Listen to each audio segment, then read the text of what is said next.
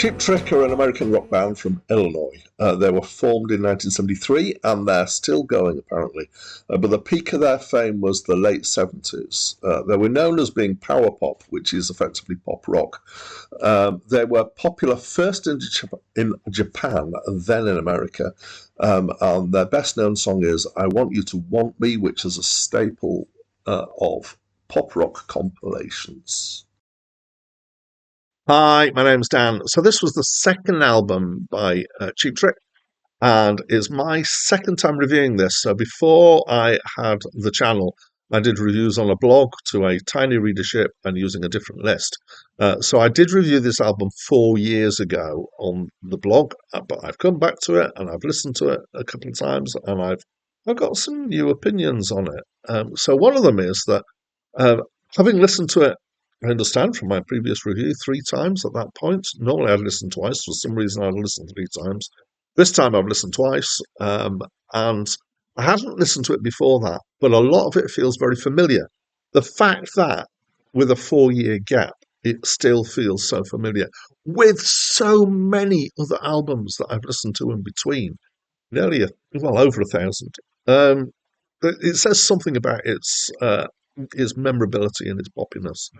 So let's try and do some description. Stylistically, I would say that there's kind of two things going on here, which are pop rock, yeah, possibly power pop. I'm still trying to find my way through whether I think there's a difference between something labelled as power pop and something labelled as pop rock, but it's kind of on the rock side potentially there.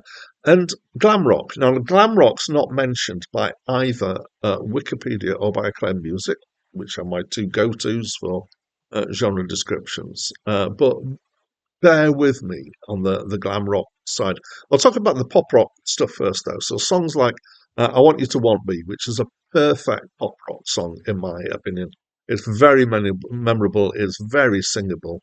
And it just kind of, sticks in the memory. It's nicely crafted. I think that there are a few other tracks like that on the album. None of them are quite as strong as that. I think it was a good choice for them for a single to release.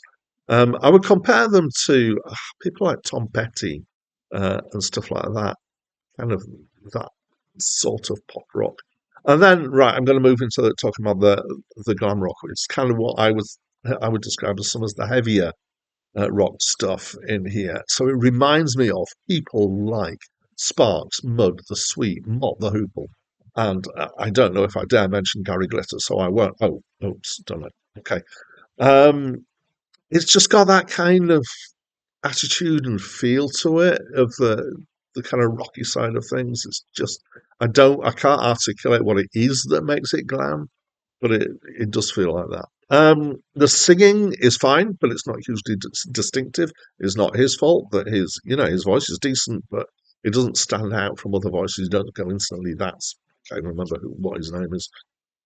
Musically, it's quite straightforward. It's pretty enjoyable. Again, it's not distinctive, but it's well done.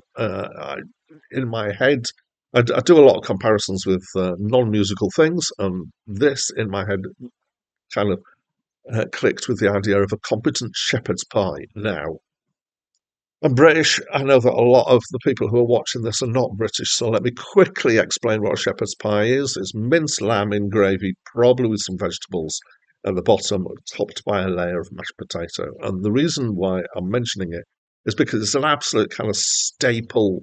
You wouldn't by any means have it every day, but it's a very ordinary, normal thing to have in Britain. And but it can be done well, but it's not fancy.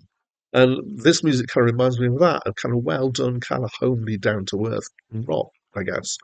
Um, Lyrically, again, it's not particularly inspired. It's okay, but it's not interesting. It's mostly love songs. Probably the most interesting is the first track, which is called Hello There, which is kind of, and has the line, Are you ready to rock? And I really hope that they used it as an opener to their live shows, because it would be a perfect song for that, with the sentiments is, are you ready to get along with it, and to sing along with us and to have some rock. Um, if you've been to one of their shows, please let me know. Did they use it as an opener?